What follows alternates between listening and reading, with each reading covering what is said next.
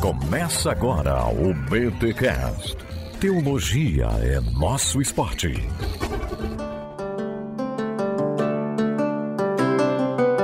Muito bem, muito bem, muito bem. Esse é mais um BTcast, o de número 447. Eu sou Paulo Roberto, de Salvador, Bahia, mantenedor do Bibotalk. Eu sou Rodrigo Bibo e igreja e Estado não dá muito certo. A gente vai contar a origem do problema. Brincadeira, calma. Não, mas não dá mesmo.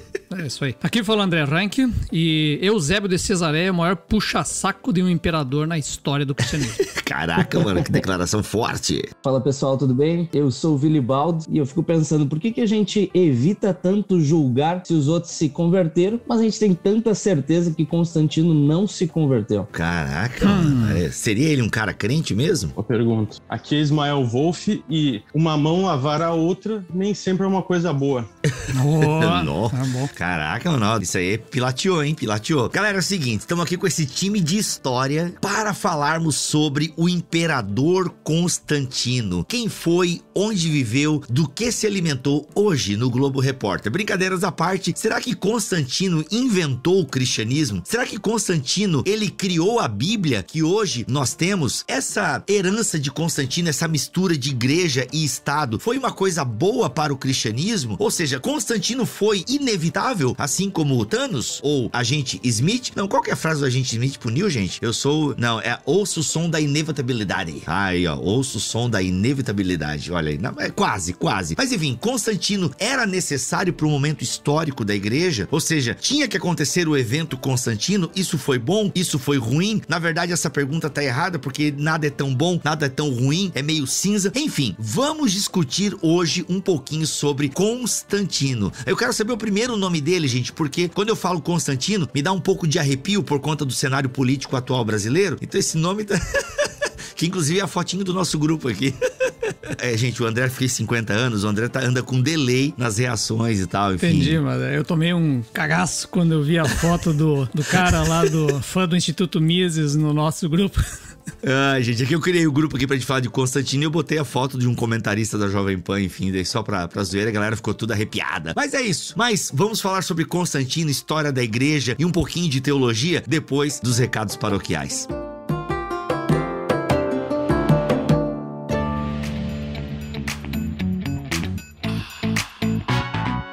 Nos recados paroquiais dessa semana, galera, é o seguinte: é importante você escolher uma faculdade reconhecida pelo MEC, que tenha confessionalidade, compromisso com o cristianismo e ainda é aprovado pelo Ministério da Educação, que possibilita você avançar nos seus estudos. Deixa eu dizer pra vocês, não acredite nesse papo aí e nessa onda de que o MEC interfere e que o MEC acaba com o curso de teologia. Não, gente, isso é tudo invenção de faculdades que não têm reconhecimento pelo MEC. O MEC não interfere na confessionalidade, nos princípios de fé. O MEC sugere algumas disciplinas e que eu acho, inclusive, essas disciplinas excelentes para um aluno de teologia, e quem escolhe o professor é a própria instituição. Então não caia nessa lorota aí de que instituição reconhecida pelo MEC perdeu os valores, os princípios, porque o MEC manipula, porque o MEC mexe. Não, gente, isso aí é tudo papo, posso afirmar para vocês. Eu fiz o meu mestrado profissional na Fabapar e afirmo sem reservas que é um ótimo curso de mestrado voltado para a área da teologia do Brasil, tá? Como aluno, você vai ser preparado por um corpo docente de renome nacional e internacional. Tem gente fera lá dando aula, tá? E vai contar com uma instituição de ensino superior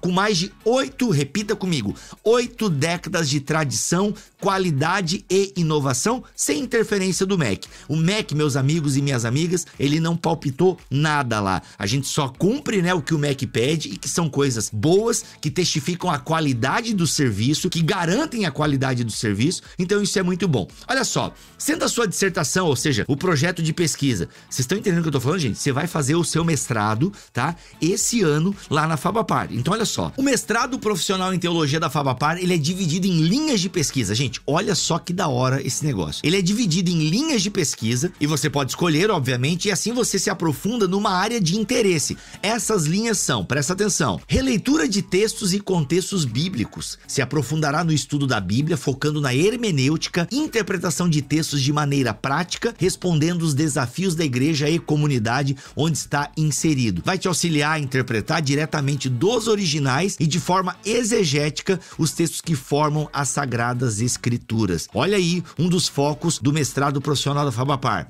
O outro foco, teologia e praxis pastoral e comunitária. Promove o conhecimento das Sagradas Escrituras para que sua pesquisa seja utilizada de forma prática como apoio às pessoas e igrejas locais. Ou seja, essa linha é mais a teologia prática ministerial. Ou seja, toda a reflexão teológica, ela vai te encaminhar para projetos, aconselhamento, desenvolvimento dos cristãos e tal, assim como também a teologia pública da comunidade local. E o terceiro foco é espiritualidade, educação e docência nos processos formativos. O que é isso? Ela contribui com as reflexões teórico-práticas para a formação de quem atua ou deseja atuar como professor do ensino superior na área da teologia, ou mesmo nas áreas ligadas à educação cristã e religiosa. Essa linha traz propostas inovadoras que contribuem para o processo do ensino teológico. Olha só que legal, gente. Essa terceira linha é para quem quer virar um docente na área da teologia. Então, você está aí organizando a escola teológica da sua igreja, você está organizando aí o seminário, enfim. Olha aí essa linha de pesquisa, totalmente voltada para você no mestrado em teologia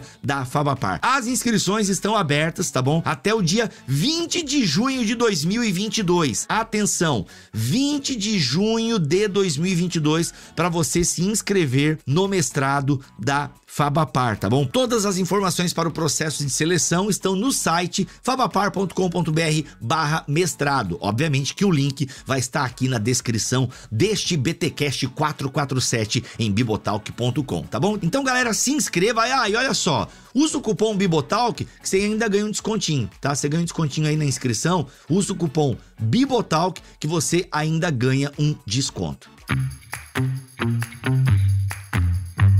E galera, nesse episódio que você vai ouvir agora aqui em bibotalk.com, nós utilizamos muito o livro de Peter Leithart em defesa de Constantino, O Crepúsculo de um Império e a Aurora da Cristandade. E a gente chega até vocês aí uma parceria também com a Livrarias El Shaddai, que está de site novo e tem aí uns preços bem especiais para vocês nesse novo site da Livraria El Shaddai. O link para você adquirir esse livro em defesa de Constantino tá aqui na descrição. E gente, queria pedir assim aquele fandom, aquela força especial assim dos ouvintes do Bibotalk. Se você for comprar esse livro, compra aqui no link da El Shaddai que a gente tá colocando, porque ali, ó, mesmo com o frete, vai dar quase o mesmo preço de outros lugares, e assim você ajuda a gente a fazer uma moralzinha com o anunciante, entendeu? Você ajuda a gente a fazer uma moralzinha com o anunciante. Então, se você tá pensando em comprar, compra no novo site da El Shaddai. O link tá aqui na descrição deste episódio. Se você gosta de história da igreja, quer entender um pouco mais essa história de que o Constantino, ele inventou o cristianismo, que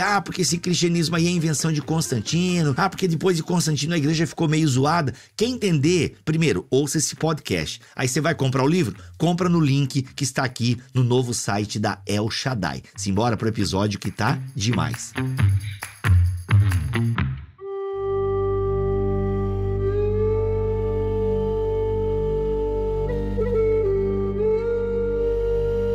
Gente, e aí? Como eu sempre gosto de fazer quando o assunto é história da igreja ou é um assunto biográfico, eu quero localizar a nossa audiência onde nós estamos. Então, voltar um pouquinho no tempo eu acho interessante, eu acho bacana, pra gente localizar Constantino nesse cenário histórico, nesse recorte histórico que nós estamos fazendo do cristianismo, onde nós localizamos o Constantino. Quem é, enfim, o século 4, século 5, século 3. Queria, assim, de forma enciclopédica e didática, uma biografia mínima ou um pouquinho antes, né? Ou seja, ele entra em qual momento aí no cenário da história. Quem quer começar? 2 ou 1? Beleza. Vai lá então, Ismael, por gentileza, faça-nos a honra da casa. Beleza. Já que você é o mais novo aqui, a gente dá essa chance pra você. E os outros dois, por favor, né? Falem muito depois. Então, cara, eu também fiquei um pouco assustado ali com a situação, né? Da foto, mas enfim, o nome do cara que a gente vai falar hoje é Flávios Valérios Constantino, que ficou conhecido como Constantino I. Ele foi um cara que viveu ali entre o final do século III e o início do século IV. Ele entra na história aí como um personagem bastante controverso. A verdade é que nós vamos falar sobre ele aqui hoje, mas dificilmente nós vamos chegar aqui a um consenso em torno da figura do Constantino, porque se não chegaram a um consenso até agora, não seremos nós 3 aqui, ou 4, que iremos chegar a um consenso sobre ele, certo? Então, só pra gente poder dar aqui um breve resumo aqui de como que o Constantino ele aparece na história, tá? A gente deve lembrar que na história do Império Romano, ao longo do século III, ocorreram uma série de revoltas, né? Foi um século bastante difícil, né? Muitos golpes de Estado, muitos imperadores, governos bastante curtos. E nesse cenário aí vai surgir um cara chamado Diocleciano. Ele vai ser o cara que vai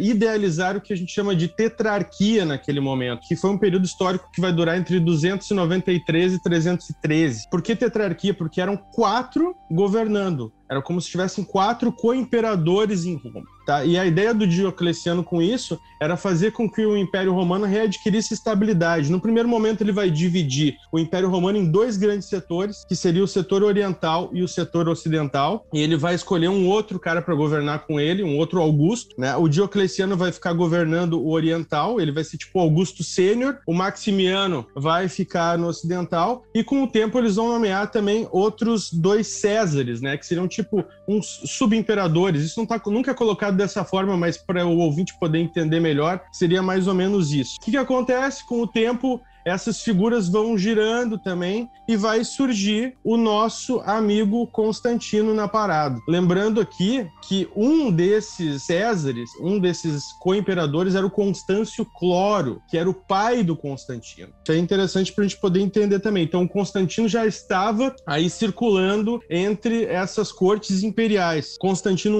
um soldado, um homem de guerra, ele vai acabar, em um determinado momento, indo para a Britânia encontrar com seu pai, na província da Britânia, havia uma campanha lá, e no ano de 306, o Constâncio Cloro acaba morrendo, mas antes de morrer, ele vai escolher o Constantino, vai aclamar o Constantino juntamente com o exército romano como um novo imperador, novo César ali, certo? E é nesse contexto que o Constantino vai entrar na história de hoje. Muito bom. Nessa questão histórica, ok, e em termos de cristianismo, acho que seria legal a gente fazer também, voltar um pouquinho na situação do cristianismo, Vilibaldo, porque depois vai ter essa ligação forte, né, do Constantino com o cristianismo, e o cristianismo tá ali também no Império Romano, enfim. Queria que tu nos desse aí um pouquinho, Vilibaldo e André também, sobre, e aí, os cristãos nessa história? É interessante a gente pensar que vai haver uma perseguição muito forte aos cristãos, principalmente por conta ali de Diocleciano, e no tempo de Constantino vai haver uma interrupção dessas perseguições. Não vai ser Constantino que vai acabar com as perseguições, vai terminar um pouco antes dele, né? Então a gente sabe que vai ter um édito de tolerância de Galera, vai ser um pouco anterior, mas a gente vê ele com a marca desse fim definitivo das perseguições. Depois de Constantino não vai ter mais perseguição, e por isso é tão importante. Constantino não é apenas o primeiro imperador cristão, ele é alguém que vem logo após uma série de perseguições aos cristãos que fazem com que ele seja o grande contraste. Os cristãos antes perseguidos, e agora eles têm um representante que é o próprio líder de Estado. Por isso essa empolgação que a gente vê, e por isso o maior puxa-saco da história, né, segundo André Reich,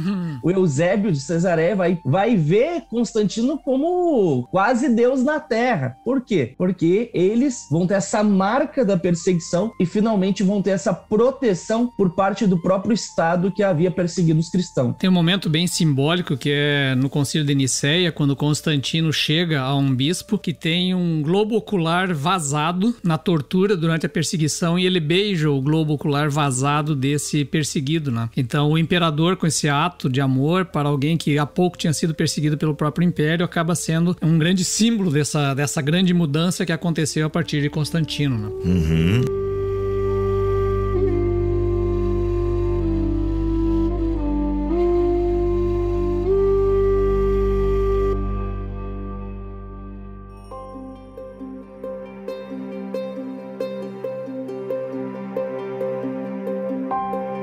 Até então o cristianismo também, ele era um cristianismo mais de uma população mais pobre, poderia fazer essa asserção. O cristianismo já tinha alcançado as elites nesse tempo, é difícil dizer, ou ainda estava mais popular, mais nas massas, enfim. Em termos sociológicos, a gente consegue traçar um perfil do cristão antes de Constantino? Não, você já tem uma situação bem diferente, né? Você tá aí com uma população de talvez 10% do império cristianizada. Alguns vão achar que é menos, outros um pouco mais, né? Mas é isso, entre 5% e 10%. E já tem membros da nobreza e muito próximas à própria casa imperial convertidas, né? Então, por isso que existe uma perseguição muito mais intensificada também, porque o cristianismo de fato se torna algo perceptível e algo que o império considera um perigo para sua existência, né? Por que, André? Porque, principalmente, pela rejeição ao culto imperial, né? Que faz parte da própria essência do império, né? O império, ele é alvo de veneração e Roma é a chamada a cidade eterna, a morada dos deuses, né? Então, em Roma, os deuses todos do mundo inteiro se encontram e estão meio que compactuando deste império romano, né? Por isso que eles vão assimilar também tantas divindades. E o deus cristão não aceita isso, né? Os judeus até ganharam passe livre desde que eles orassem pelo imperador nas sinagogas e tal. Então eles incluíam uma oração pelo imperador nas sinagogas e tal. E eles foram liberados do culto imperial em si, né? Mas os cristãos,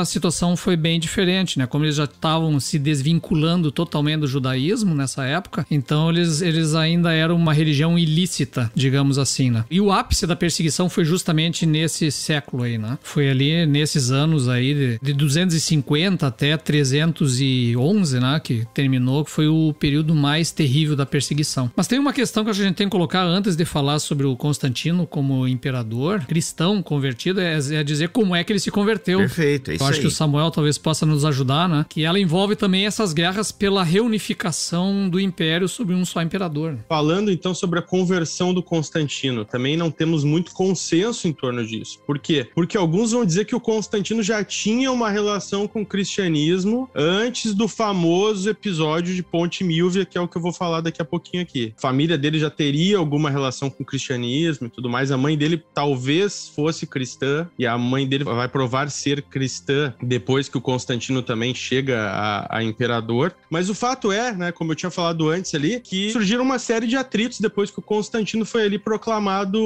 como um dos imperadores, tá? E em um determinado momento, ali no ano de 312, vai ocorrer um episódio que é o chamado episódio da Batalha da Ponte Milvia, ou Ponte Milvio, tá? Isso aí, há variações a respeito disso, que é uma ponte que fica ali do lado de Roma, sobre o rio Tibre. Ela existe, né? Não como naquela época, mas se você for a Roma, você vai ver lá a Ponte Milvia, né? Então, o que acontece? Existem dois relatos a respeito da conversão do Constantino. Um deles foi dado pelo Lactâncio, também era um outro cara que ficava ali puxando o saco do Constantino, de certa forma, né? Como o André colocou antes ali. E diz ali que o Constantino teria tido um sonho, tá? E nesse sonho foi dito que ele deveria gravar nos escudos um sinal celeste de Deus antes de batalhar. E o que seria esse sinal? Seria aquele símbolo do Shihô, o X com o P em cima, né? Que vocês já devem ter visto em alguns lugares, né? O que isso aí significa? Seriam as duas primeiras letras da palavra grega para Cristo, certo? Então, Constantino ali, ele teria tido uma experiência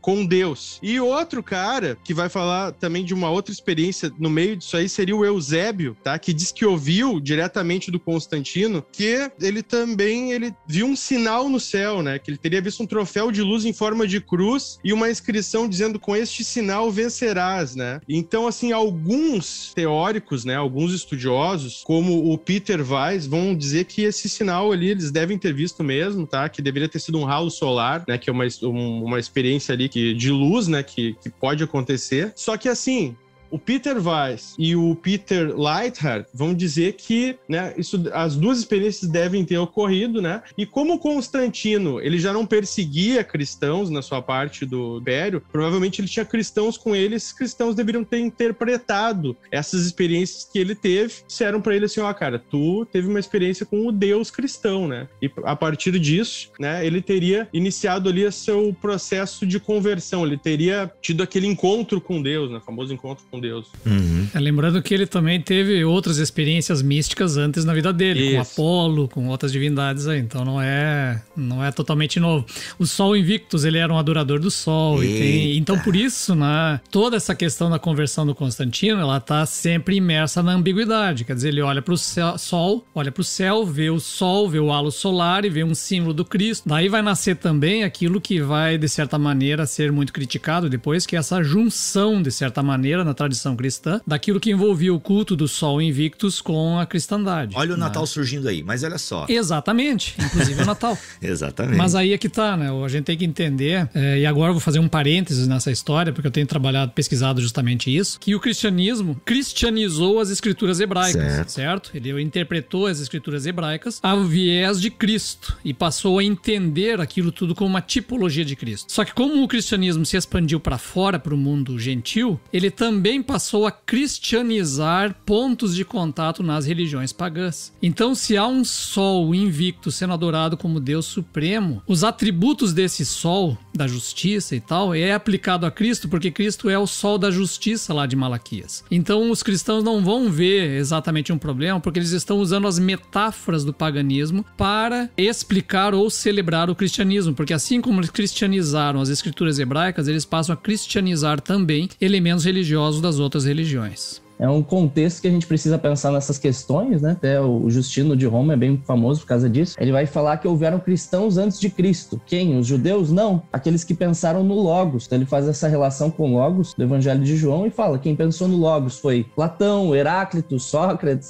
Aristóteles. Então esses seriam cristãos antes de Jesus Cristo, porque falaram do Logos e Jesus é o Logos. Da mesma forma vai ter essa relação com religiosidades orientais, né? Esse próprio culto do sol e outros elementos mais vão sendo associados ao próprio cristianismo. Quanto à conversão de Constantino, ela é um pouco complexa. Existe essa ideia, essa hipótese da sua mãe, a mãe dele, que é Helena, ou Flávia Júlia Helena, ter sido o mecanismo de conversão dele. Mas os documentos vão ser raros apontando para isso. Vão ser somente algumas cartas apócrifas, e o Eusébio vai declarar de forma bem clara, segundo ele, né, que foi Constantino que fez Helena temente a Deus, embora desde o começo ela já parecesse alguém, uma discípula do Salvador. É claro que o Eusébio pode ter feito isso para exaltar Constantino, para não botar ele como fruto do cristianismo de alguém, mas mostrar ele como alguém que converte outros, e não alguém que é convertido senão pelo próprio Deus. Que Constantino sempre dizia, né, que ninguém ensinou ele senão o próprio Deus de forma direta. Então também tem esse aspecto importante na conversão dele. Pois é, isso também não dissocia o Constantino cristão de outras tradições anteriores dos imperadores, de serem portadores da vontade divina, seja de Júpiter, seja nas outras tradições de impérios anteriores, no Egito, Mesopotâmia, desse vínculo do imperador diretamente com Deus, né? Nesse sentido, ele não é nada diferente de outros imperadores antes dele, né? A única diferença, e vai ser uma diferença mais profunda aí, é que ele faz uma desassociação com as divindades romanas, né? Até ele, os imperadores vão ser representantes das divindades romanas. O imperador é necessariamente o Pontifex Maximus, né? O sumo sacerdote da religião romana, é o representante de Júpiter, e ele, no momento que é vitorioso, entra em Roma, era necessário que ele fosse ao Capitólio sacrificar a Júpiter, e ele não faz isso. Ele coloca um corte aqui, né? Ele diz: olha, eu represento o Deus que eu escolher. Não necessariamente era só o Deus cristão. Então o André está trazendo algo importante. Ele pode muito bem ter feito associação a outras divindades, até porque ele vai cunhar moedas não somente com o lábaro, que rola, esse símbolo cristão, mas também vai cunhar moedas com a sua imagem junto à imagem do Sol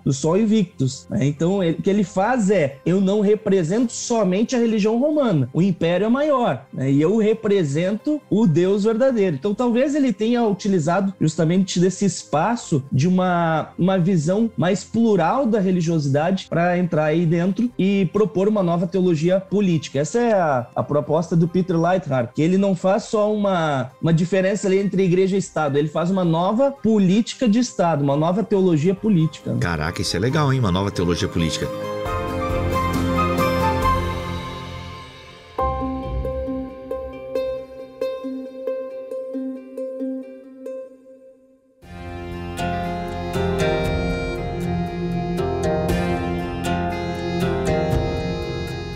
Gente, aquela teoria, bem, pelo que eu tô entendendo, como a coisa é complexa, dá margens para interpretações diversas, né? Ou seja, é um pouco cinza, não é tão preto no branco como a gente gostaria. Porque eu já li que a conversão de Constantino tá ligado a interesses de manter a coesão do império. Procede de alguma forma, no sentido de que os cristãos estavam crescendo e devido aos ataques externos era interessante manter uma coesão e por conta da maioria, bora tornar isso aí mais oficial e tal. É que não é uma maioria, né? 10% do império. Pois é. Significa que 90% é não cristão. Pois claro, é. Alguns judeus, mas a grande maioria é aquilo que a gente chama de paganismo hoje, né? Que seriam aqueles que têm religiosidade romana, religiosidade grega e as outras religiosidades orientais, né? Então não faz tanto sentido, tanto é que não é só o Leithart que questiona, né?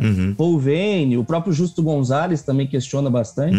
E tem outros fatos também, né? Era 10% e era uma igreja bem quebrada, bem dividida. Dividida por heresias, por grupos específicos, por ideias teológicas conflitantes. E fora tudo isso, né? Quando a gente considera que era um momento de batalha, quando ele declara esse vínculo ao cristianismo, era complicado ele fazer isso considerando que a grande maioria do exército era de não cristãos. Era bem raro o cristão que decidia ir pro exército por conta das implicações, né? Teria que matar pessoas, teria que fazer coisas contra a sua religião. Então muitos vão afirmar que esses são fundamentos, são argumentos pra gente dizer que ele não quis realmente unir o império através do cristianismo. A não ser que ele fosse um cara muito visionário, que enxergasse lá na frente que, né, o cristianismo que vinha crescendo ia virar uma hora a maioria, mas se a gente não considera isso, é bem difícil da gente ver dessa forma. Paul Veyne, ele defende uma coisa também interessante, tá? Em relação a essa ideia dos motivos do Constantino ter se assumido cristão, de certa forma, né? E assim, de certa forma, porque o Constantino vai ser bastante vocal sobre o cristianismo ao longo da sua vida, da sua trajetória, mas ele só vai se batizar no leito de morte, tá? Então isso aí também tem outras controvérsias em torno disso aí tudo. Mas o Paul Veyne, ele entende que esses imperadores aí do século IV, né? Eles eram imperadores, assim, bastante excêntricos, de certa forma, e o Constantino seria um desses caras aí também. E o Paul Veyne entende que a ideia do Constantino assumir o cristianismo seria a ideia dele assumir o cristianismo como, entendendo o cristianismo como uma religião superior, no sentido de ser uma religião não tão grande, mas uma religião bem organizada e que também tinha ali já os seus intelectuais, de certa forma. Então, assim, a ideia que o Paul Veyne traz é que o Constantino olhava para o trono e ele achava que o trono dele merecia uma religião que fosse à sua altura. Então o cristianismo poderia representar isso, né? Ali até como uma inovação. Mas é interessante também que o Paul Veyne, que não é cristão, né, ateu, ele não questiona que Constantino pode ter se convertido. Isso é interessante, né? Ele fala, olha, muita gente questiona por quê? Porque são descrentes. Então questiona a crença porque não faz sentido. Para um descrente é a crença. Mas ele, como descrente, fala, olha, para mim não faz sentido, eu não creio, mas eu sei que há aqueles que creem. Aí o Constantino pode ter crido. Aí a gente vê esses elementos, né? O que ele defende? Como que Constantino mostrou a sua crença? Ele não foi o maior exemplo de cristão, com toda certeza. Matou pessoas, mesmo depois da suposta conversão, perseguiu, enfim. E só se batizou no final, né? Então o Veyne vai defender que ele vai mostrar o seu cristianismo rejeitando o paganismo, principalmente o sacrifício em que envolvia o paganismo. Então, através de elementos de rejeição ao paganismo, processuais, ele não vai proibir o paganismo, isso é algo importante. Há pouco tempo atrás eu ouvi um professor que é doutor falando que Constantino proibiu o paganismo, não é verdade. Ele não obrigou as pessoas a serem cristãs, quem vai proibir vai ser Teodósio, lá em 391, então é muito tempo depois, mas é interessante a gente ver que ele vai proibir algumas práticas do paganismo e vai incentivar e favorecer o cristianismo, com dinheiro, fazendo o concílio de Nicéia, convocando os bispos para fazer uma teologia unificada. E aí veio esse questionamento, por que então se batizar no final da vida? Muita gente olha isso e questiona, não era cristão, senão já teria se batizado no início. Mas a gente precisa pensar, não se ele era cristão ou não, mas que tipo de cristão. O Leithart trabalha muito nisso, né? Não é um cristão como nós. A gente, poxa, olha o estudo teológico que a gente consegue ter, bem profundo. Naquele tempo eram pessoas que vinham do paganismo, que ainda estavam com aquela mente, estavam aprendendo o que é esse negócio de cristianismo. E essa prática de batizar no leito de morte era muito comum também no cristianismo desse período, né? Porque existia uma ideia também de que o batismo lavava dos pecados e você entrava salvo por essa lavagem de pecados. Isso. Então tinha muita gente que deixava para se batizar quase no leito de morte mesmo, porque aí teria segurança de não pecar mais e ir pro céu, sabe? Garantir, vai limpinho pra morte, né? Olha, é uma boa. Mas cara, a gente acha besteira, cara, mas é muito frequente te perguntarem em EBD que, e se eu pecar e não pedir perdão e morrer sem ter pedido perdão, eu vou pro céu? As pessoas te perguntam isso. Até hoje, né? Até hoje. Então, olha, não é nenhum completo absurdo um cara pensar nesse sentido também, né? Então, só pra entender que não é apenas o Constantino. Muitos faziam isso nessa época. Sim, isso é muito legal porque já tira um pouco essa... se o cara fosse crente mesmo, teria se batizado. Eu acho que vocês mataram a questão e ficou muito legal porque as pessoas hoje em dia têm dúvidas quanto à salvação. Então, tu imagina na época, né? Se hoje em dia a galera vive nessa gangorra soteriológica, imagina naquela época em que a cristologia estava sendo cristalizada, a trindade estava sendo cristalizada, a pessoa do Espírito Santo estava sendo cristalizada, a teologia estava em processo de formação. Então, é muito comum. O fato é que existe aí, no período de Constantino, justamente essa questão do Concílio de Nicéia, que nós temos, inclusive, um podcast muito bom aqui sobre o Concílio de Nicéia. O título do episódio, eu acho que é o Concílio de Nicéia ou o Credo Niceno-Constantinopolitano. Agora não lembro como é que é o nome do episódio, mas a gente já tem um episódio aqui sobre o Concílio de Nicéia. Temos um episódio sobre o Concílio de Éfeso, também com o Lucas Gesta, que ele acaba fazendo um pouco também retroativo e você consegue ter uma noção, então a gente não vai se deter tanto assim. Mas o que diz respeito, então, a gente tem citado aqui o Peter Leithart, ele tem esse livro Em Defesa de Constantino. Até porque, em defesa em relação ao que o Peter Leithart, inclusive, que é um autor queridinho aí de Igor Miguel, por que ele se dá esse trabalho de escrever uma defesa do Constantino? Porque a galera fica dizendo que ele não era crente, e isso aí não era nada, esse é o criador do catolicismo romano, e não sei o quê, papapá. A ideia é um pouco isso, né? Defender Constantino no sentido de mostrar que é possível pensar ele como um cristão, claro, um tipo diferente de cristão, mas eu diria que o livro dele não é só em defesa de Constantino, né, André? Não. Começa em defesa de Constantino e vai virando cada vez mais um ataque ao Yoder, né? Que é um autor que ele vai questionar, né? É justamente porque você está tratando de dois extremos, né? Então o Yoder é um teólogo, não sei se é historiador, acho que não, mas um teólogo que justamente é anabatista, né? Então, como anabatista, ele segue bem aquela ideia, né? Que lá no anabatismo já se formou que a igreja caiu completamente com Constantino, que dali em diante ela se paganizou e dali e tomou conta. Isso tá na base de muitas denominações e não apenas anabatistas, né? Esse é um pensamento muito corrente. Então, contra essa ideia, que inclusive alguns historiadores também vão trabalhar nesse sentido, é que ele escreve uma defesa de Constantino dizendo, olha, não é bem assim. Então ele vai fazer, e de fato ele faz uma defesa acalorada, bem de advogado, inclusive passando pano para muita coisa do Constantino, né? Isso faz parte dessa defesa que ele apresenta. Não, peraí, passar pano é comigo. Eu sou conhecido na internet como passador de pano. Então, deixa eu defender o Peter aqui. Tu consegue lembrar agora, André, uma passada de pano, assim, que tu acha que o Peter deu uma... Cara, quando eu falo dos assassinatos do filho, da esposa e de uma galera que ele tava provavelmente conspirando alguma coisa ali, aí ele começa a dar mas olha, veja bem, porque ali ele pode, né, a gente não sabe direito o que aconteceu, aí de repente as fontes ficam todas turvas, né? Então... ele chega a declarar, né, controlar os rivais na Roma do século IV significava matá-los. Tudo bem. Algo simples. Entendeu? Então, assim, é a mesma que passar de pano que se faz pra Calvino, no caso do Serveto, que passa pros protestantes saíram matando Anabatista a rodo durante a Reforma, né, Zwinglio, Lutero, todo mundo tem essa passada de pano por causa do contexto da época, né? Então, tudo bem. Então, tá perdoado.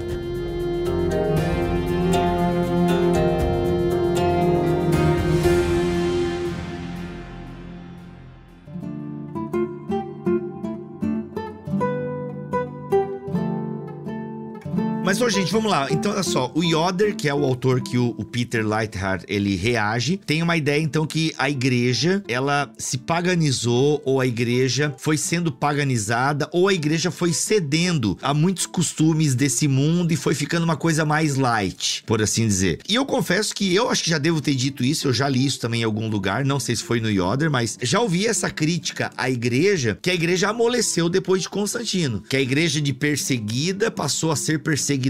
Isso procede de alguma forma? Uma forma bem simples pra gente simplificar o que é dito aqui, né? O Yoder fala da paganização do cristianismo. O Leithart vem e fala, não, a gente tem que olhar como cristianização dos pagãos.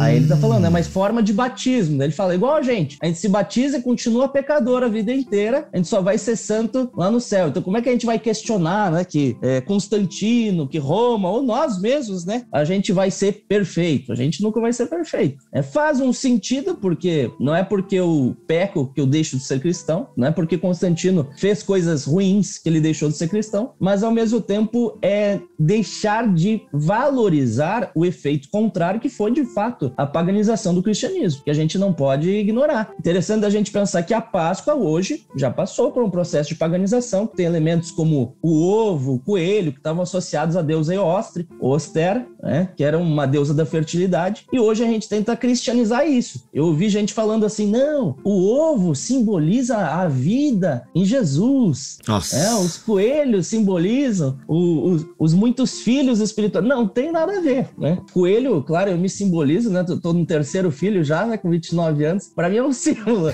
mas não é esse significado. Pô. Não, mas peraí, Vili, não sei se eu te ouvi direito, mas na verdade, na Páscoa a gente tem o efeito contrário, né? É a paganização de algo cristão, certo? Isso mesmo. A Páscoa houve a cristianização de algo judaico e depois a paganização de algo cristão. Isso. Né? Mas eu acho que tem outros processos aí que são mais cinzentos, né? Se você pensar na data da celebração da Páscoa, a nossa é diferente. Sim. Por que nós não celebramos junto com o Pessah judaico? Essa é uma controvérsia que já vem desde ali o primeiro, segundo século. Porque muitas igrejas cristãs celebraram a Páscoa, principalmente na Ásia Menor, celebravam exatamente no 14 de Nissan, junto com os judeus, na mesma época, no mesmo dia. Outra parte das igrejas relacionadas a Roma e ao resto do Império celebravam quando? Quando caía no dia da semana, porque o 14 de Nisan é variável, né? Uhum. Então, quando caía dia da semana, o que eles faziam? Eles transferiam exatamente para o domingo seguinte, a fim de cair num domingo, porque Jesus ressuscitou num domingo. Então ficaram nesse clima do primeiro dia da semana a celebrar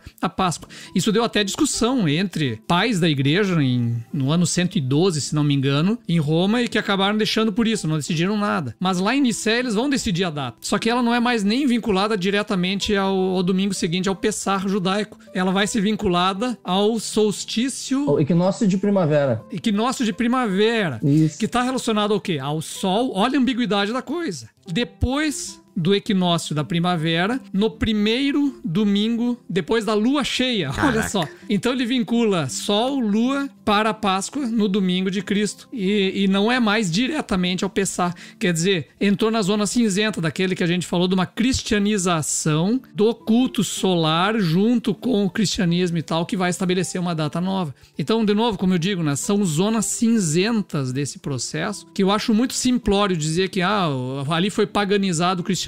Aliás, o cristianismo foi paganizado. Eu acho que é o contrário. Eu acho que o cristianismo pegou e cristianizou algumas tradições pagãs e incorporou aquilo que ele já fazia antes. O cristianismo batizou as tradições pagãs. Exatamente. Batizou elas e trouxe pra dentro. Claro, tem toda uma galera cristã que vai dizer não podia ter feito isso. Tinha que ter mantido na data do Pessah judaico, que é a data que é estabelecida na Torá. Já outros vão dizer, não, isso aqui faz parte da tradição que se montou e é da vontade de Deus, etc, etc. Então, velho, quando entra calendário litúrgico, tudo isso entra em jogo.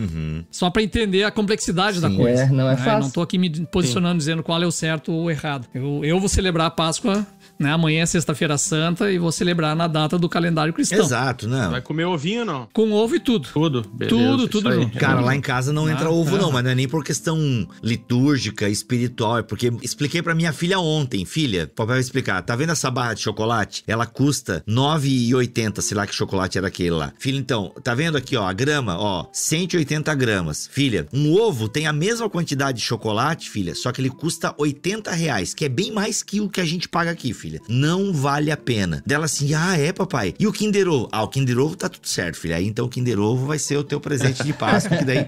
Qualquer coisa, derrete em banho-maria e bota numa forminha em forma de ovo. A gente vinha conversando essa semana até sobre isso, que, cara, realmente o ovo de Páscoa não faz sentido, assim, no sentido monetário da coisa. Não faz, né? Não faz. Mas é interessante ver esses dois caminhos de visão. Então, igual eu tava falando, né? O Yoder tenta olhar mais como uma paganização do cristianismo, o Leithard defende mais uma cristianização dos pagãos. É o início de um processo, ele fala, né? É como se fosse um batismo, ele chama, né? Um batismo em sentido analógico, né? Simbólico, que vai começar ali e vai se aprofundar. É que ele é presbiteriano, né? Ele é presbiteriano e o batismo é na infância. Fala, então o bebê é batizado e começa a jornada. Verdade. Se é um anabatista ou batista, ele vai dizer, não, o Batista já mostra uma reviravolta. O grande lance que eu vejo aí, né, que os caras que nem o Yoder, né, que são da teologia pacifista, né, vão criticar em relação ao Constantino, é muito mais a posição da igreja que se torna constantiniana, né, no fato de ceder espaço para o Estado, colocar no centro da história um império ou uma nação do que propriamente Jesus ou a igreja, né, de certa forma. Então vai rolar a treta em torno disso aí. E o que o Yoder vai dizer? Ele vai dizer assim, ó, e os dois, na verdade, desse batismo do Estado, né? O Estado foi batizado. Então todo esse livro do Leithart, né, em defesa de Constantino, na verdade, é uma grande defesa, né, da participação cristã no governo, da participação cristã no Estado. Esse que é o grande desfecho do livro. Ele vai usar a história do Constantino para poder defender isso. E ele vai, inclusive, encerrar o livro dele dizendo que se não for possível fazer isso com os estados modernos, então é sinal que o apocalipse chegou. Caraca. Ele é completamente a favor do cristão tomar conta do Estado e fazer uso dos recursos do Estado para cristianizar a sociedade. É claro que ele não está falando de fazer isso na marra, na força, mas sim os recursos e tudo mais. E aí vai entrar numa... na minha opinião, não tem nem o que discutir isso. Mas para outros vão dizer, não, pode fazer, tanto que veja a política que nós estamos vivendo por aí. Seria o legado de Constantino. Essa é a discussão, é o legado do Constantino. Porque é a primeira vez que isso acontece, aliás, já aconteceu antes, na verdade. Na Armênia aconteceu uma fusão antes, né, do Estado com o cristianismo. Né? Eles foram o primeiro Estado cristão do mundo. Né, mas o Império de Constantino é o que vai marcar realmente pela dimensão, pela abrangência e tudo mais. E ali, de fato, né, acontece essa entrada e as benesses do imperador à igreja não é pouca coisa, cara. É financiamento de templos gigantescos, é botar muitos cristãos em cargos da magistratura romana, é assim, ó, o negócio é as ganhas, assim, sabe? Não tem nada a ver com o MEC, né? Não quero fazer anacronismos aqui, mas dá pra se pensar a partir disso aí, né? Ele vai dizer ali, ó, já que o Constantino é o grande mecenas da igreja, vamos dizer assim, né? Será que a igreja não se curva demais para ele? Será que a igreja não abre espaço demais para isso, para esse poder temporal? Será que a igreja não substitui sua essência por essa essência temporal desse poder temporal? Eu acho que o Justo Gonzalez trabalha bem essas questões aí, me parece, né? Ele vai falar das reações na igreja e dos positivos e negativos, né? Que é justamente o positivo é o quê? Você há finalmente a possibilidade de juntar todo mundo para discutir doutrina e tomar uma decisão, que é o que acontece nos concílios, né? Você tem um grande impulso intelectual, né? Os intelectuais estão cada vez mais no mainstream do império, e aí a questão teológica, bom, olha Agostinho despontando aí em seguida, né? Então você tem essas vantagens, só que é o mesmo, e também, na minha opinião, a questão da arte cristã, ela vai se desenvolver assombrosamente, né? Com as catedrais e tudo mais depois, mas por outro lado, você vai ter o pessoal, né? Dando início a um processo que eu acho que vai desembocar de fato lá em Carlomagno, quando ele passa a conquista e conversão na força da espada de outros povos e da forçação, que já começa em Teodósio, né? Então eu acho que ali tem um viés complicado dessa associação com o Estado e que é sentido no próprio momento também, porque o movimento monástico ganha um grande impulso a partir dessa época aí, né? O pessoal desiludido com esse Fausto, essa riqueza das igrejas e começa a ir para movimentos monásticos aí, que é o que o Justo Gonzalez menciona também, né? É interessante a gente pensar o Carlos Magno como um desfecho, né? O Polveni diz que o Teodósio é o desfecho do processo iniciado por Constantino, mas a gente pode pensar em Carlos Magno também, né? Nesse processo de inversão, mas Carlos Magno eu vejo muito também a sujeição dele à igreja, né? A imagem dele sendo coroado por parte de um bispo, isso a gente vê o eclesiástico concedendo a autoridade ao Estado, né? Até os filmes de época, mesmo que sejam fictícios, né? Sempre traz essa imagem do rei sendo coroado por alguém representando a igreja, ou seja, a igreja concede o poder ao Estado. Então isso aí acho que vai ser uma marca muito forte na Idade Média por conta de uma nova teologia política que vai iniciar ali com Constantino, que vai dizer, olha, o meu poder, né, vem de Deus. Que Deus é esse? A gente coloca uma interrogação, né? Mas ele vai indicar esse poder e depois vai sendo afirmado. O próprio Teodósio, né, vai vencer Eugênio e depois de vencer Eugênio, ele que representa os cristãos contra os pagãos, vai chegar em Milão e vai ser barrado na porta da Catedral de Milão porque estaria com as mãos sujas de sangue. Então vejam, um bispo barrando o imperador nessa inversão de valores e a igreja falando, não é mais o Estado que está sobre nós agora estamos nos apropriando quando necessário do Estado e a gente serve ao Estado, mas o Estado muito mais serve a nós. Então é interessante a gente ver também esses elementos nessa relação, né?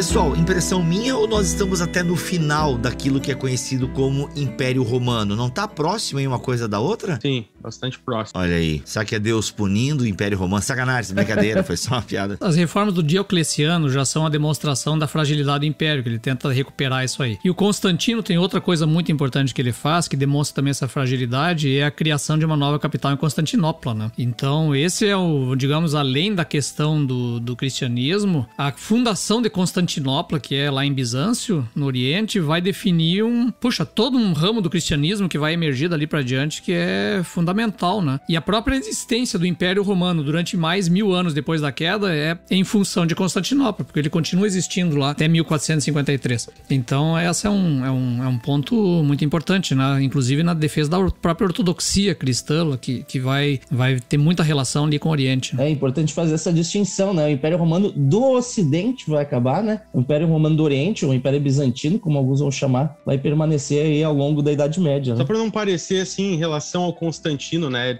Ele construiu igrejas, né? Ele concedeu isenções fiscais para os sacerdotes, ele fez tudo isso. E alguns vão poder dizer, puxa vida, mas então o Constantino, ele só deu pro cristianismo, né? E tirou dos pagãos. Na verdade, cara, todos os imperadores antes dele, quando chegavam ao poder, eles erguiam templos, as suas divindades favoritas, eles faziam isso, eles faziam sacrifícios, eles incentivavam esses politeísmos que a gente chama hoje, né, de certa forma, né, essas diferentes divindades. Então, o Constantino, ele é fruto desse tempo também. A gente não pode olhar para esse passado com esses nossos olhos aqui do presente, do Estado laico, né? A gente tem que tentar se desprender um pouco disso. Então, o Constantino, ele estava fazendo algo que os outros já faziam. Os romanos eram extremamente religiosos. Eles foram citados aí por um escritor grego como o povo mais religioso da antiguidade. Então, tudo que os romanos faziam, todas as esferas da vida deles estava relacionado com a religião. O Constantino, então, tornando-se cristão, abraçando o cristianismo gradualmente ou de uma hora para outra, a gente não tem certeza sobre isso, né? Ele vai fazer a mesma coisa. Ele vai querer agradar ao Deus ao qual ele estava servindo. Para quê? Para poder fazer com que o império continuasse em paz. Ele queria manter a paz com o Deus, né? E os outros imperadores anteriores faziam a mesma coisa, queriam manter a paz com os deuses. Era por isso que eles faziam essa coisa toda aí de construir templos, né? Enfim,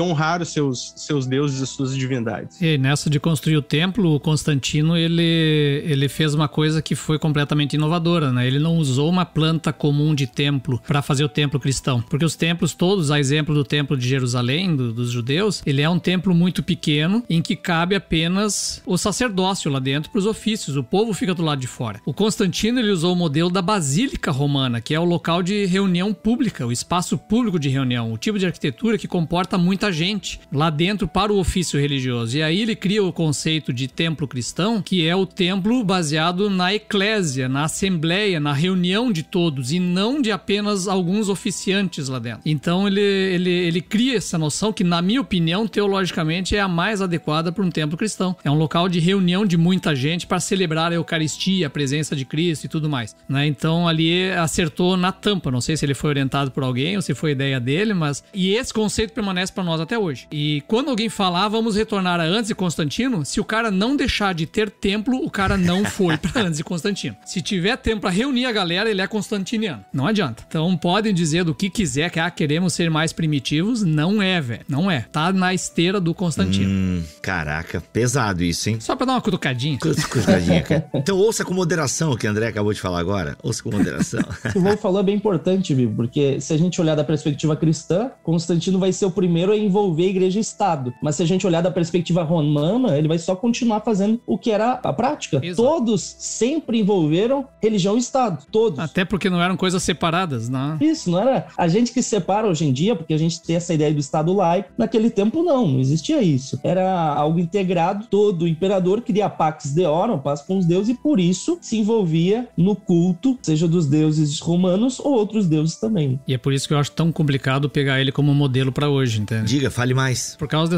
desse mundo e dessa realidade completamente distinta, né? Nós estamos... justamente a questão do Estado laico e de que ele não vai trabalhar, favorecer uma religião, foi uma questão trazida pelos puritanos para os Estados Unidos, justamente pelas perseguições que sofriam dentro do próprio cristianismo, né? E essa ideia de separação, de liberdade de escolha vai surgir apenas na Carta Magna norte-americana. americano, né? Ali que vai surgir a ideia que cada um vai seguir a sua fé, etc. Até então, o protestantismo era vinculado ao Estado, como sempre foi, como todos foram, né? Quer dizer, impondo a religião ao seu território e tudo mais, e todo mundo seguiu essa regra. É lá nos Estados Unidos que isso vai mudar. Mas alguém pode lembrar de Lutero, a ideia dos 2 reinos e tal, mas ainda assim tava ligado, né? Só eram esferas diferentes. Ah, para, cara. Até hoje ela tá ligada ao Estado. É verdade, a Igreja Luterana na Alemanha, o pastor é funcionário público. Lá é Estado confessional ainda. Claro. Não, isso não é uma crítica, tá? Vamos, irmãos luteranos, por favor, né? Eu tô dele dar curso lá.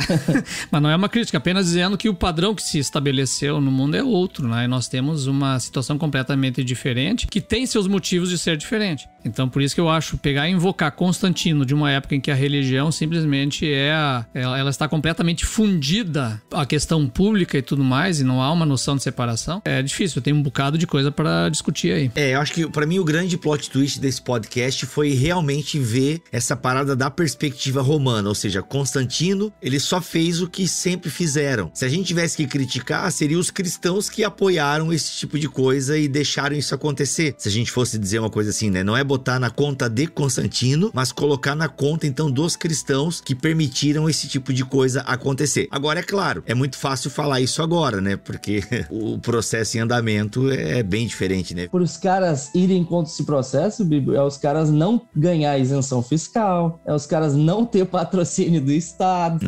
Aí, eles não estariam permitindo essa interferência, né? Mas é uma via de mão dupla, né? Então, eles permitiram a igreja ter interferência do Estado porque eles recebiam do Estado benesses por conta disso. Então cabe a gente pensar também, né, que essas coisas vieram até hoje. Até hoje a gente tem algumas coisinhas que vieram de Constantino. Cara, o pessoal se treme todo só de aparecer um político importante na igreja, já dá lugar, algumas dão um microfone. Tu imagina aparecer um imperador querendo financiar a igreja e... no fundo não dá pra culpar, né, cara? Não dá pra culpar, porque quando as pessoas forem falar, por exemplo, o Ismael lá dando aula com 50 anos e tal, 60 anos ainda dando aula, não conseguiu se aposentar ainda e tal, pauleira, aquela coisa toda, aula no Estado. Ele vai, eu não sei como é que ele vai fazer pra explicar o momento atual político, igreja e política, vai ser bem difícil, né? Mas, cara, os alunos... Vai ser tão difícil quanto explicar a tetrarquia, eu acho. Exatamente. É mais ou menos nessa vibe. Exatamente. E o pessoal, cara, mas é sério que deixaram isso acontecer? É sério que político subia no púlpito da igreja e tinha culto envolvendo político? Acontecia bastante lá em 2022. Mas olha só, Bibo, eu acho que os antigos ali, esses primeiros cristãos aí, eles têm algo a favor deles que nós não temos hoje quando a gente abre certos espaços pro Estado, tá? O fato de que eles sofreram uma perseguição absurda antes daquele momento. Então, esses caras ali, o Constantino foi o cara que trouxe a paz para eles, de certa forma. Os caras estavam sofrendo perseguição a rodo, né? O André mesmo falou ali que, acho que foi no Concílio de Nicéia, o Constantino vai beijar ali os olhos de um cara que tinha tido seus olhos vazados, né? Então, assim, a chegada do Constantino representou, sim, para os cristãos um momento em que eles deixaram de ser perseguidos, de certa forma. Claro que os considerados hereges depois vão ser perseguidos também, né? Certa forma vai ter esse tipo de perseguição aí. Sim. Aí até endossada pelo Estado, mas sempre lembrando que o Constantino estava sempre tentando manter a unidade da igreja de alguma forma para agradar a Deus, essa seria a tese do Leiter, e assim trazer os bons olhos de Deus sobre o império e a prosperidade e a paz imperial. Mas eu me admiro um professor de história, não percebeu o perigo que nós, a nação brasileira, dos homens de bem, da família tradicional, me admira você não perceber o perigo do comunismo. E por isso nós precisamos... Brincadeira. Porque normalmente me chamam de comunista, né, Bibo? O Tuller vai tirar isso ou vai ficar... Não, deixa. Pelo amor de Deus. Pessoal, se a audiência do Bibotalk não tem maturidade para lidar com essa brincadeira, então nem ouve mais. Gente, professor de história não é tudo comunista e nem tudo maconheiro, tá? Que fique claro aí. Tem também, mas não é todo mundo. Tem também. O Vilibaldo tem uma barbinha muito do Salsicha do Scooby, né, cara? Olha e só. todo mundo sabe que o Salsicha era maconheiro, mas deixa quieto.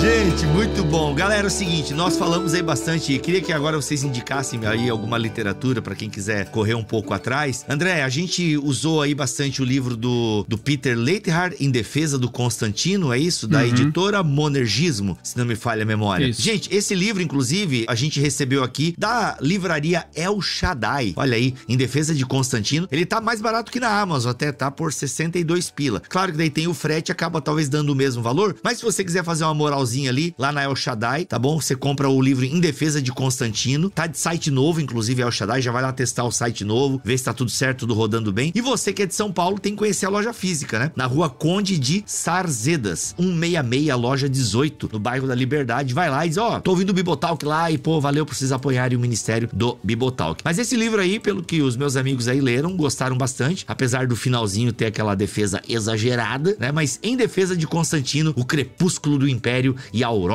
da cristandade. Ó, que mais aí que a galera pode ler? Paul Vane, a gente citou ele hoje aqui, Quando Nosso Mundo se Tornou Cristão. Um livro interessante também, né? Ele não é cristão, Paul Vane, ele é bem cético na real, mas ele encara o Constantino com bastante seriedade, sem muitos preconceitos, né? E ele até vê o Constantino como um cristão sincero, mesmo com todas as coisas que a gente possa colocar contra ele. Ah, legal, legal. Como é o nome do livro? Paul Vane, Quando Nosso Mundo se Tornou Cristão. Isso. Beleza, muito bom. Paul Vane é uma das grandes referências da história, tá? Então, só pra saber. Ó, então esse você encontra na Amazon, o link também tá aqui na descrição deste BTcast. Mais algum livro? Tem os clássicos de história do cristianismo, hein, que o André falou, o teu preferido aí, André, como é que é? Ah, o Justo Gonzalez, né? Os dois de história ilustrada do cristianismo. Eu gosto muito da maneira como ele trabalha essa complexidade da época de Constantino aí. Legal, muito bom. Tem na El Shaddai também. E você, Vili, quer indicar algum? Então, esses mesmos também os que eu uso, que eu acho que são as melhores referências, né? O próprio Paul Vane, ele é muito conhecido no meio da historiografia, né? Como é um professor do Collège de France. E o Justo Gonzalez é um cara bem comedido, assim, vale a pena ler ele. É um cara que apresenta os argumentos em defesa de Constantino e contra também, né? E consegue resumir bem, trazendo ali na Era dos Gigantes. Só pra colocar aqui, ó, existe um livro de resposta a esse livro do Leithart, tá? Ele tá também na Amazon, só que ele só tá disponível em inglês, né? É um livro organizado pelo John D. Roth, né? Que se chama, vou ler em português pra galera aqui, Constantino Revisitado, Leithart, Yoder e o Debate Constantiniano. Ele tá por bem baratinho aí pra Kindle aí, se alguém quiser ler. E lembrando que o Kindle tem ali aquela opção também de você colocar a tradução do texto, né? Então isso aí facilita pra quem não lê inglês. Olha aí, eu não sabia dessa função do Kindle, cara. Que legal. É, muito legal. Não sabia mesmo, que legal. Então tá, esse é uma reação ao livro do Peter Leithart. Isso, é. Ah, legal. Mas, gente, pra começar, você que quer entender um pouco mais, eu acho que esse do Paul Vane é bacana. E esse do Peter Leithart, que é crente também, eu acho que lendo aí com as devidas moderações, é uma ótima introdução pra você entender um pouco essa parada aí. Tem história do cristianismo também do Bruce Shelley, que também é uma boa introdução à história da igreja. São livros aí que podem lhe ajudar. E são de editoras cristãs, então você também tá num terreno um pouco mais seguro, já que você não tem experiência na história pra poder julgar as coisas. Vai lá na El Shaddai, enfim, você pode ter uma boa introdução a esse período aí. Meus amigos, obrigado, Vilibaldo, pela sua presença aqui, professor da Fabapar. Olha aí, muito obrigado, meu irmão. Valeu, Bibo, valeu pelo espaço aí pra poder falar um pouquinho. Foi uma alegria aprender aí com os colegas, com o André, com o Ismael e sempre aprendendo contigo também, meu amigo. Legal, muito bom. Lembrando que o Vilibaldo é professor de História da Igreja lá da Fabapar, tanto do curso presencial como também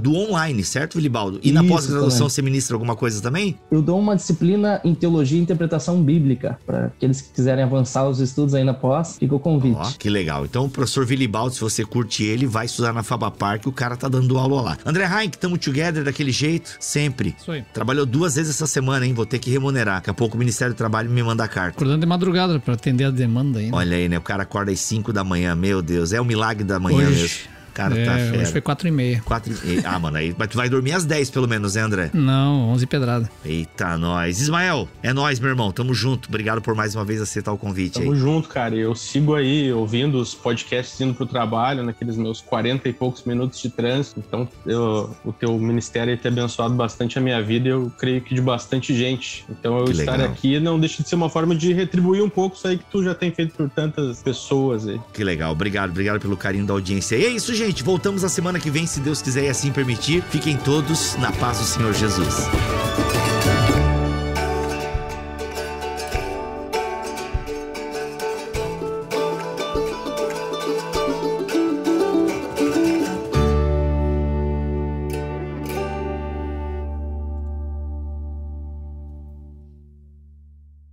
Este podcast foi editado por Bibotalk Produções.